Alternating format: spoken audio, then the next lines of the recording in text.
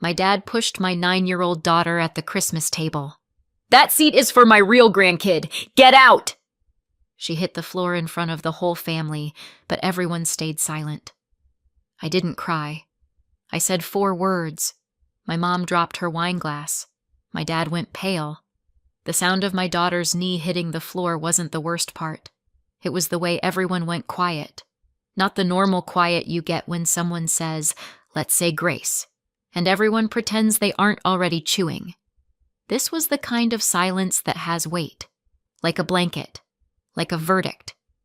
I'm Leah. I'm a single mom, which means I've perfected 2 skills: pretending I'm fine and carrying way too much in one trip. I used to think I could handle my family as long as I stayed small enough, smile enough, apologize for taking up air. Christmas Eve at my parents' house was my annual reminder that staying small is still taking up too much space if the wrong person decides you don't belong. The dining room looked like a catalog got into a fistfight with a nutcracker. Garland on everything. Candles that smelled like winter pine, which is a polite name for tree sap and lies. My sister Chelsea had insisted on matching sweaters. Hers was cute, of course. Mine looked like I'd lost a bet. My daughter Maisie kept tugging the sleeves of hers down over her hands because she was 9 and the sweater was made for a child Chelsea described as a petite angel. Translation: not my kid. At the head of the table, my dad held court the way he always did, fork like a scepter, his laugh big and loud and a little too pleased with itself. Chelsea's daughter Poppy was perched in the seat closest to him, the one everyone treated like holy ground. The seat that always ended up with the best plate and the first refill. The seat that somehow belonged to family more than the rest of us did. Poppy is 5, blonde curls, big eyes, and a talent for getting what she wants with a single sigh. Everyone calls her Grandpa's girl, like that's a title you can win. Maisie watched all of it with the careful face of a kid who's learned to read rooms before books. It makes you proud, and it breaks your heart at the exact same time. Dad's mood had been festive. That's the nicest way to say it. He'd made one of his little comments when I walked in.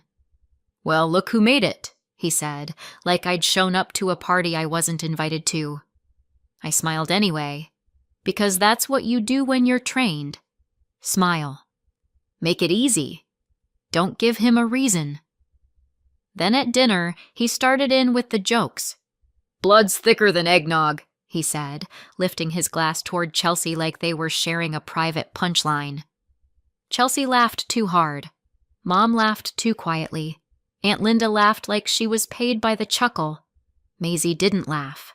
She just kept her hands folded in her lap, like she'd learned that laughter could be used against you.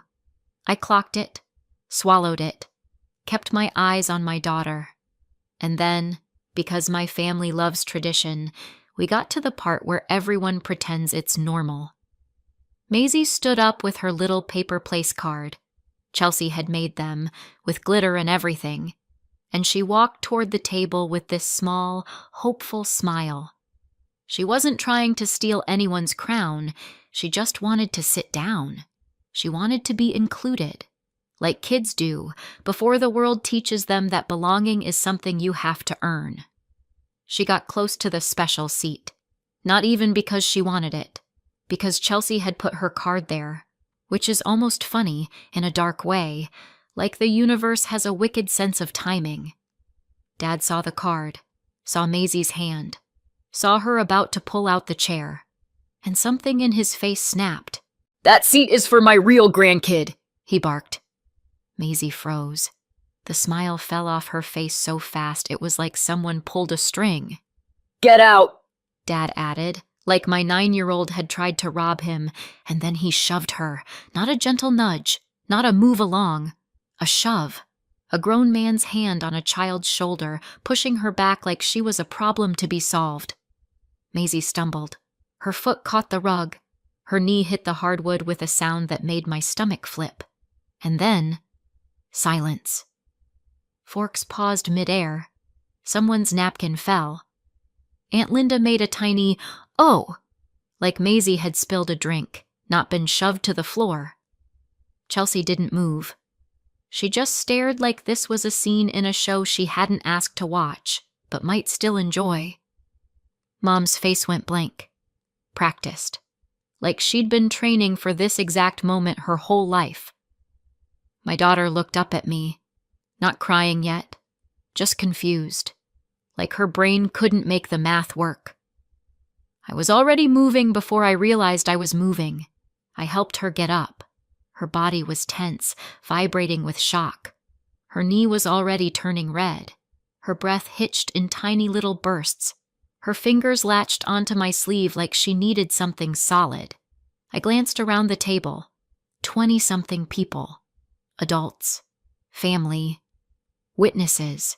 Not one person stood up. Not one person said, "What the hell is wrong with you?" Not one person reached toward my daughter.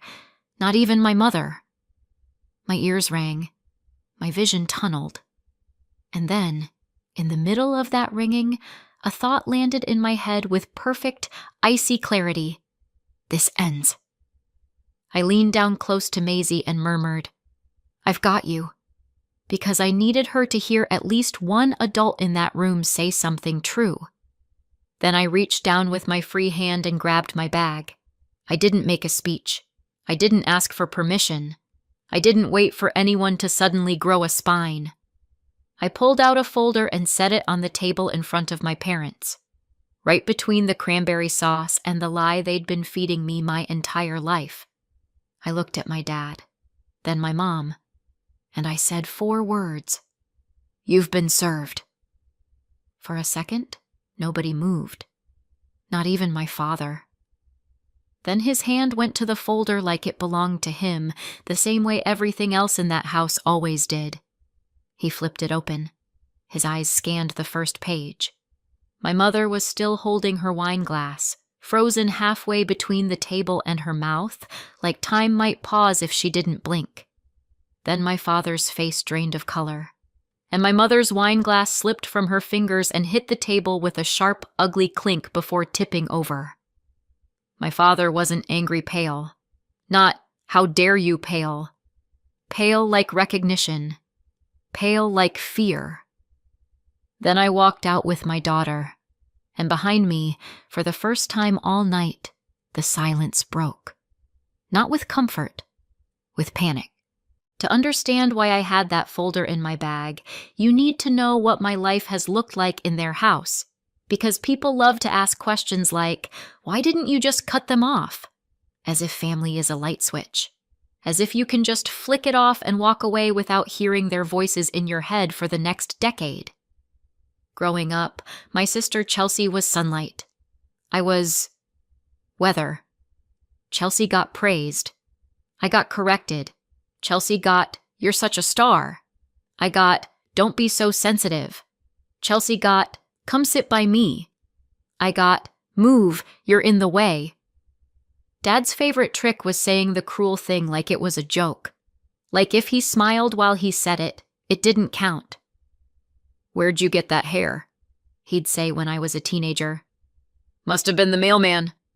Everyone would laugh the way people laugh when they're terrified of being the next target.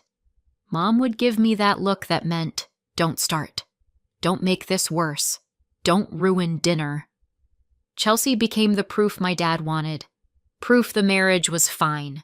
Proof he wasn't being played. Proof he was the kind of man who could produce a real daughter. I became the question mark. My dad never got a test. That would have required admitting he might be wrong.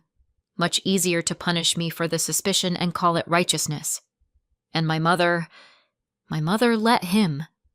That's the part people don't understand until they've lived it. A father can be cruel because he's cruel. A mother has to decide over and over to watch it happen. My grandfather, Dad's father, was the only person on that side who made me feel like I belonged. He wasn't warm exactly. He was one of those old-school men who thought emotions were for people who didn't have work to do. But he'd pat my shoulder and say, "You're smart. Don't let anyone dull that." He'd slip me a card on my birthday with a crisp bill inside and tell Chelsea loudly to stop spending money like it was a hobby. When he died, the house shifted. Not with grief, with ownership. Dad became in charge of everything. Papers, accounts, decisions. I was told, very casually, that there wasn't anything set aside for me. That's the phrase Mom used. Like she was talking about leftovers. There wasn't anything set aside, she said, eyes on the kitchen counter, voice flat. Like she was reading from a script. I believed her. Or I tried to, because the alternative was admitting that my parents could look at me and decide I was not worth honesty. And then, 2 weeks before Christmas, I babysat Poppy, the golden grandchild, the one who gets the seat, the first cookie, the special plate. Chelsea had texted me, "Can you watch Poppy for an hour? I have a work call." Work call. Sure. Chelsea works from home in the same way I do yoga when I stretch for the remote. I said yes because Poppy is 5 and she likes me in the way kids like adults who don't make them audition for affection.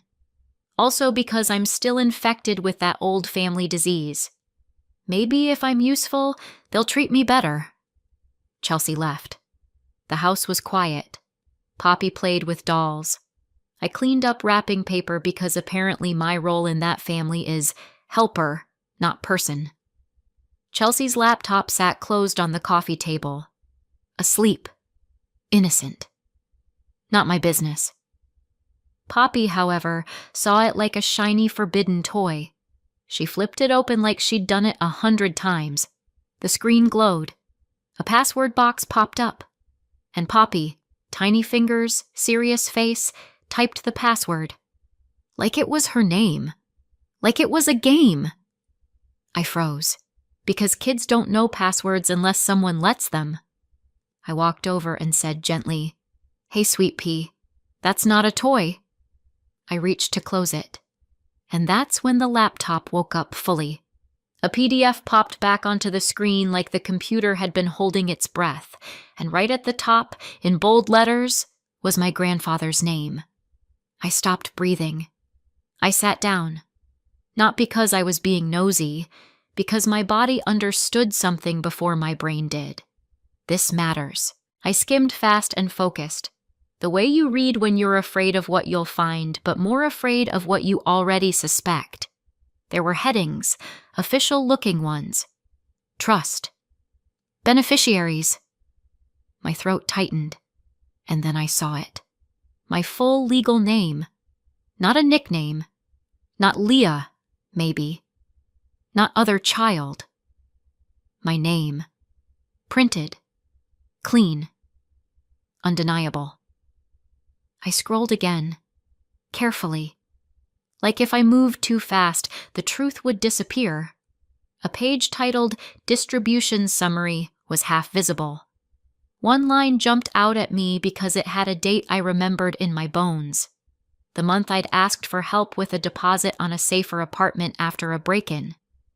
The month Dad had laughed and said, "You should have made better choices." The month Mom had shrugged and said, "We can't."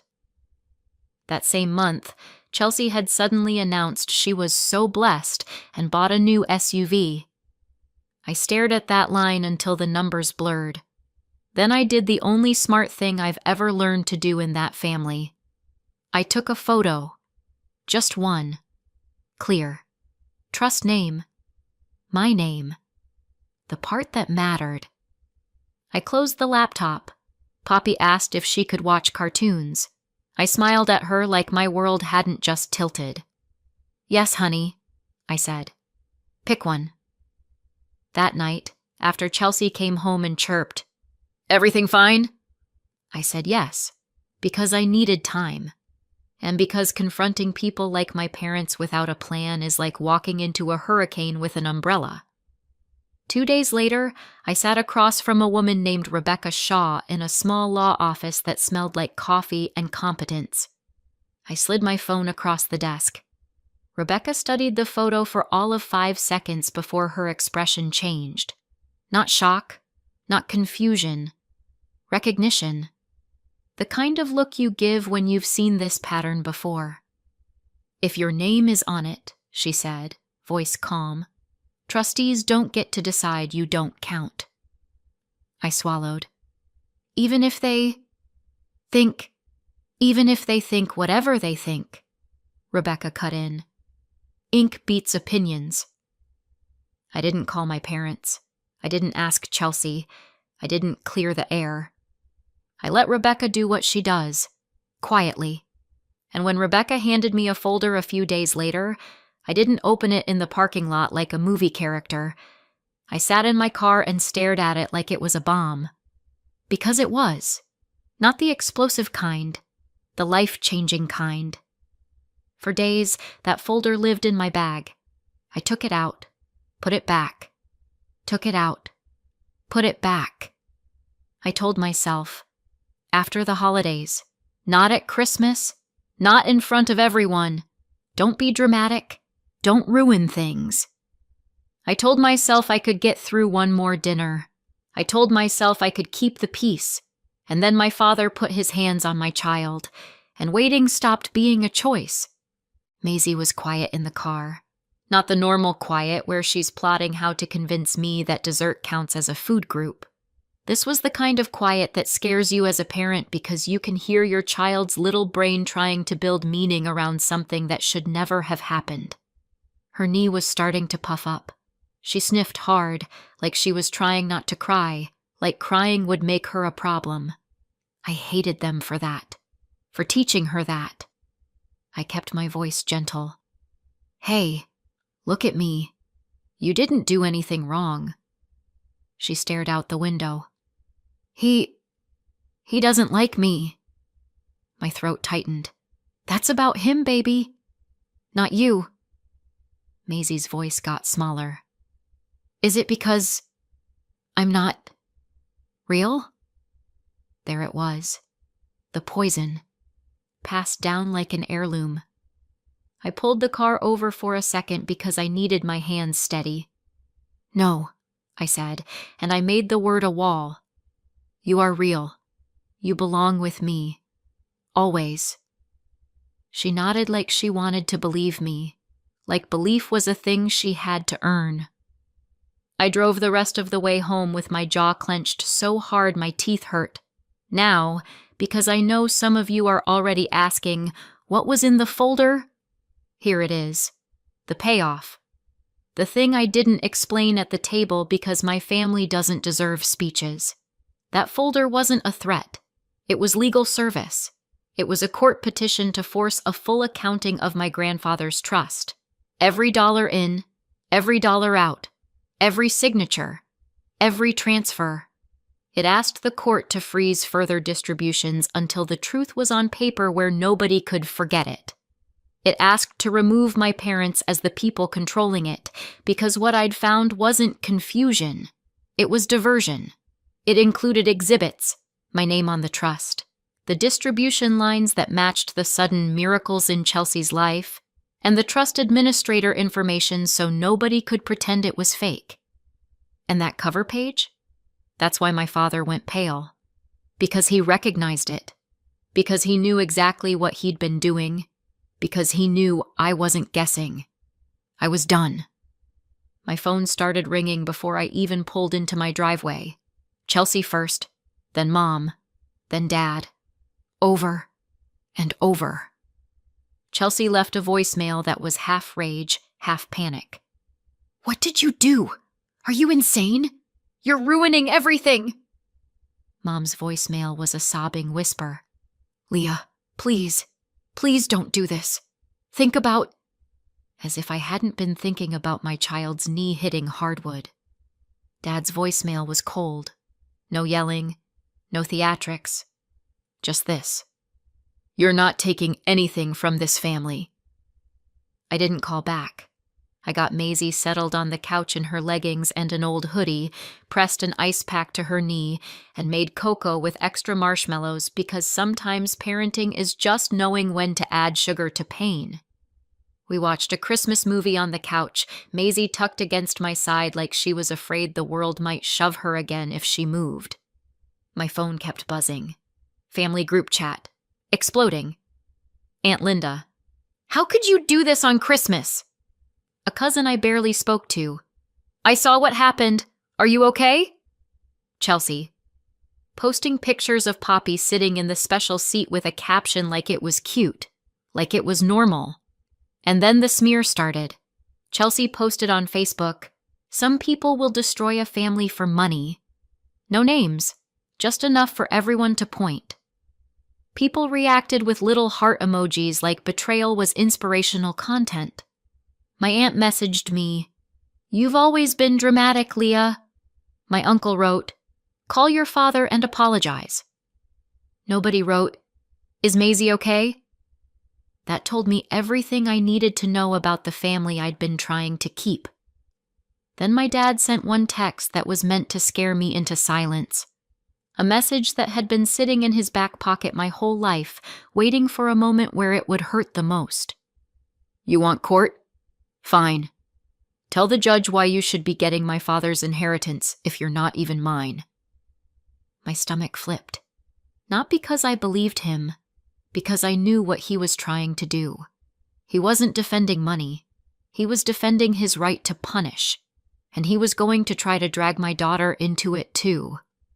I stared at the text until my hands stopped shaking. Then I looked down at Maisie, asleep on the couch, and I whispered, to her and to myself, "He doesn't get to write our story anymore." 2 days after Christmas, Rebecca Shaw forwarded me a PDF titled Response Plus Motion. Nothing like opening your inbox and finding a document that sounds like a sci-fi sequel. Response 2. Motion harder. I was standing in my kitchen in yesterday's sweatshirt, watching Maisie eat cereal like nothing in the world had happened, because that's what kids do when they're trying to be brave. She was 9. She wasn't crying anymore. She was doing that quiet thing where children decide emotions are dangerous because adults act like they are. My phone buzzed again. Rebecca texted, "Open it. Call me when you're on page 2. Page 2 was where they went for my throat. Not just the real grandchildren nonsense.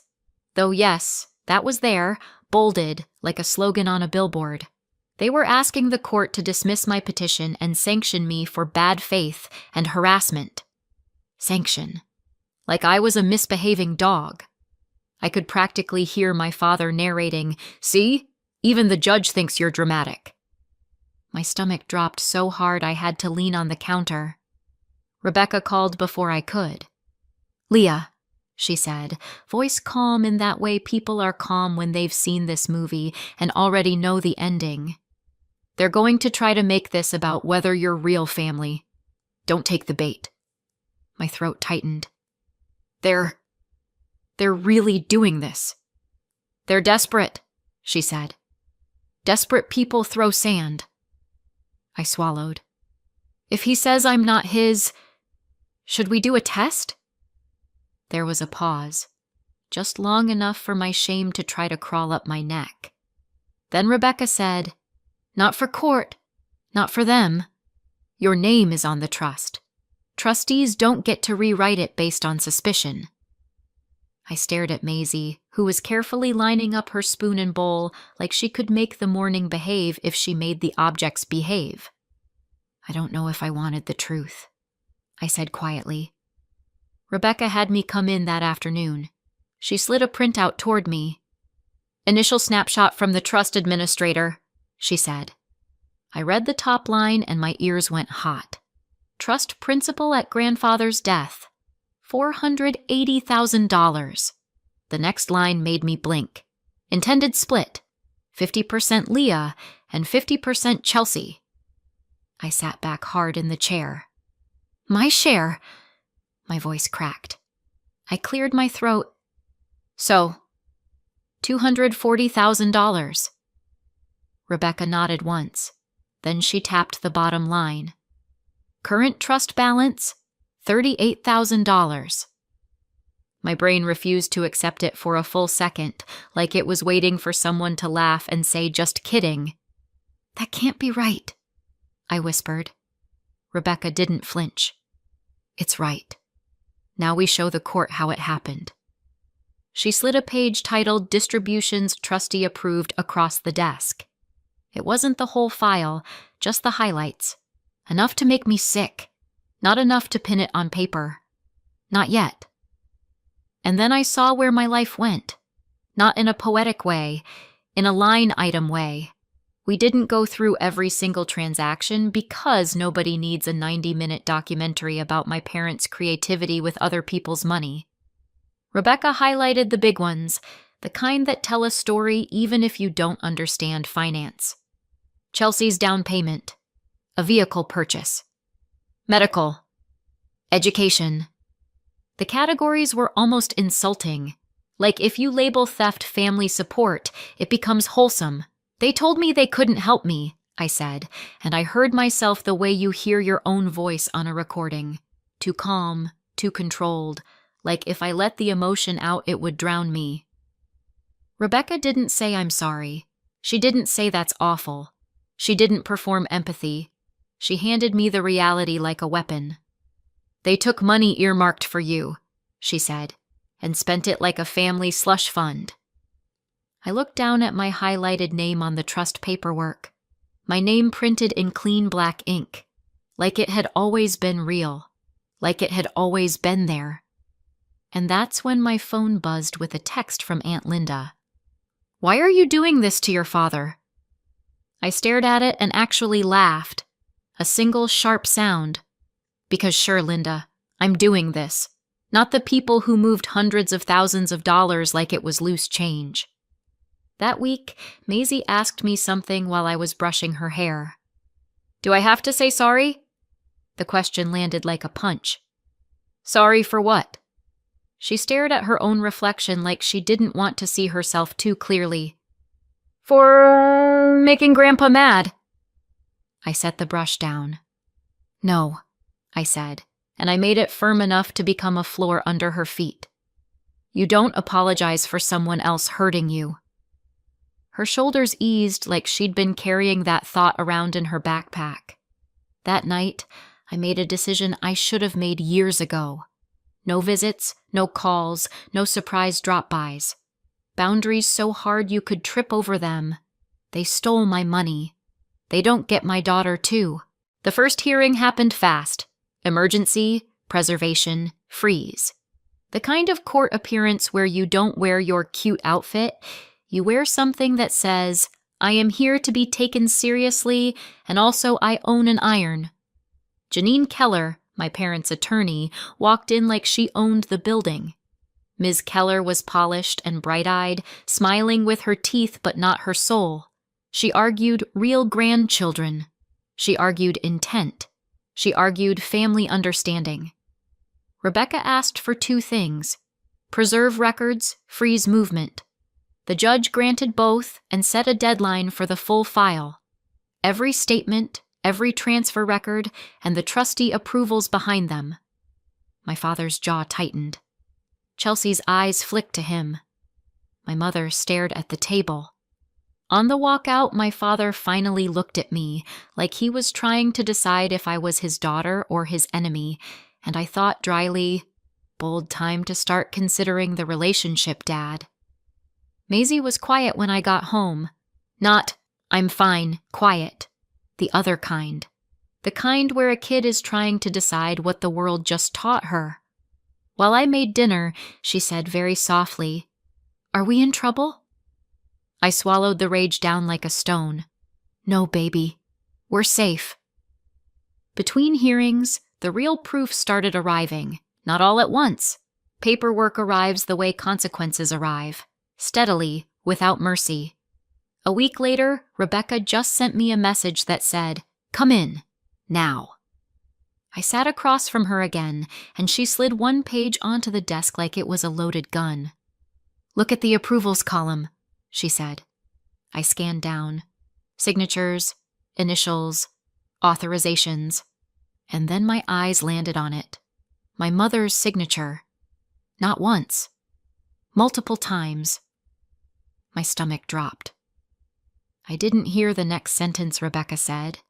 I just stared at the ink, at the curve of my mother's handwriting, at how casually she'd signed off on it, like it was routine. I thought it was just my father, but she knew. She knew the whole time. I didn't cry. I felt steady. The next hearing felt like walking into a room where everyone already knows the secret, and you're the last one pretending it isn't there. Ms. Keller tried one last time to pivot to biology. Rebecca didn't even blink. She kept it simple. My name is on the trust. Trustees have duties, signatures prove intent, and family rumor is not a legal defense. The judge didn't give a speech. He gave a decision. I win. My share was $240,000. The court ordered my parents to pay it back plus interest, plus my legal costs, plus penalties, $368,000 total. My father looked stunned. Chelsea went stiff. My mother didn't move at all. I didn't feel victorious. I felt lighter. Not happy, just lighter. Winning in court doesn't feel like fireworks. It feels like your body finally lets go of something it's been clenching for years, and then you realize you don't know how to stand without it. When I got home, Maisie was at the table doing homework, tongue sticking out in concentration like we were just a normal Tuesday family, like a judge hadn't just put a price tag on my parents' betrayal. I tried to make dinner. I tried to act like I wasn't shaking. I tried to be the version of myself who believes closure is a real thing. Then I went into my room and saw the box. Small, plain, ugly, the paternity kit. Ms. Keller's little gotcha, mailed to me weeks ago like a dare wrapped in cardboard. Rebecca had told me, flat, firm, don't touch it. Not for court, not for them. Don't let them drag you into the mud and call it truth. And I hadn't. I'd let paper beat rumor. I'd let ink beat cruelty. But now the case was decided, and the question was still sitting there like a live wire. I stared at it long enough to hear my father's voice in my head. Real grandkid, real family, real.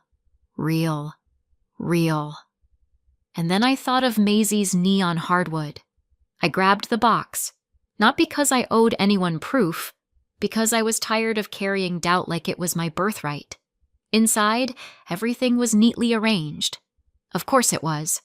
My father didn't just want to be right. He wanted the packaging to match. His sample was already included. That part almost made me laugh. Not funny laugh. The other kind. The kind you do when someone's audacity is so committed, it becomes art. I didn't read the instructions. I didn't light a candle. I didn't make it a moment. I swabbed, sealed, and shoved it back into the mail like I was returning something that never should have been sent. Then came the waiting. You'd think waiting would be calm after court. It wasn't.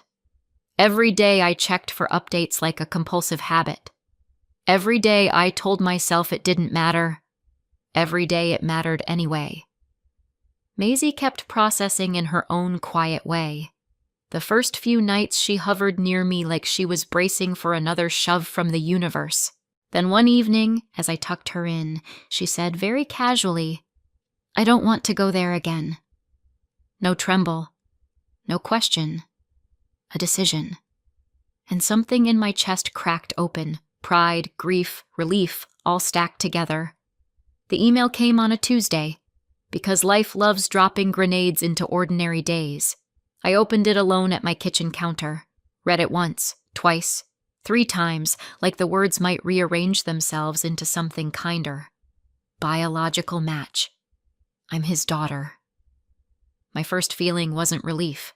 It was fury so clean it made me cold, because it meant the suspicion was wrong and the cruelty was still deliberate.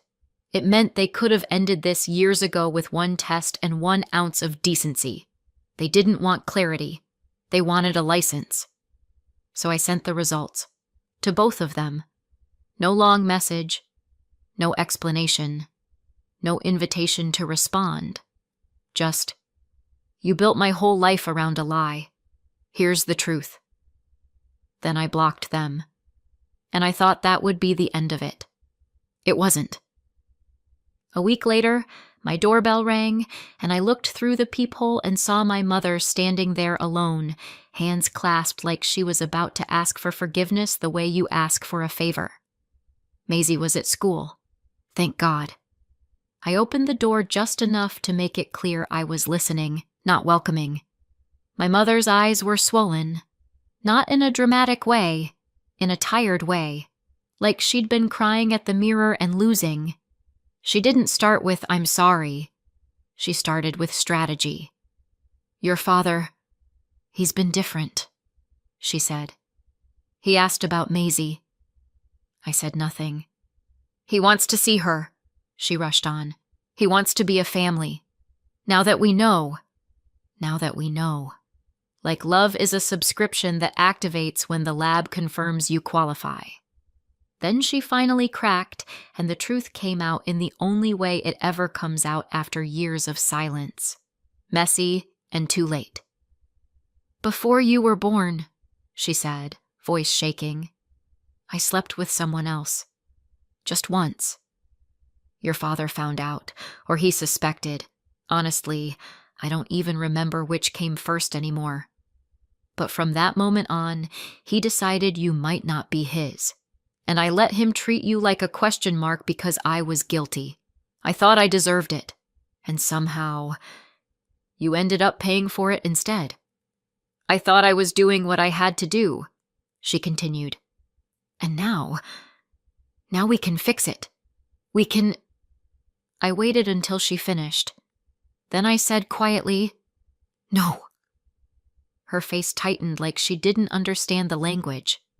So I made it plain. "It shouldn't have mattered," I told her. "You were my mother whether I was his or not, and you chose him anyway." She tried to speak. I didn't let her. "My father doesn't get Maisie now because a test says real," I said. "You don't get to come back because the story is comfortable again." I told her the only thing she was leaving with was the knowledge that she'd been wrong. Then I closed the door. That night, Maisie asked me, steady and small, "We're not going back, right?" I sat beside her on the couch, close enough that she didn't have to be brave alone. "No," I said. "We're not." And this time it wasn't a promise. It was a boundary. 4 months later, the money hit my account. All of it. They sold the house. The one they'd owned outright. The one my father used to call his legacy. Turns out legacy doesn't mean much when a judge orders restitution and interest and fees, and there's nowhere else to pull from. The sale covered it. Every dollar that was taken. Every dollar the court added on top. When the wire cleared, I didn't cry. I didn't celebrate. I paid off what I needed to, set up Maisie's future, and closed the door on the rest. They're broke now. Not, we need to budget broke. Downsized, borrowed, quiet broke. The kind of broke where relatives stop calling and excuses stop working. We're no contact. Not the dramatic kind. The peaceful kind. Maisie laughs more. She sleeps through the night. She doesn't ask about real anymore. She knows where she belongs. I don't flinch when my phone buzzes.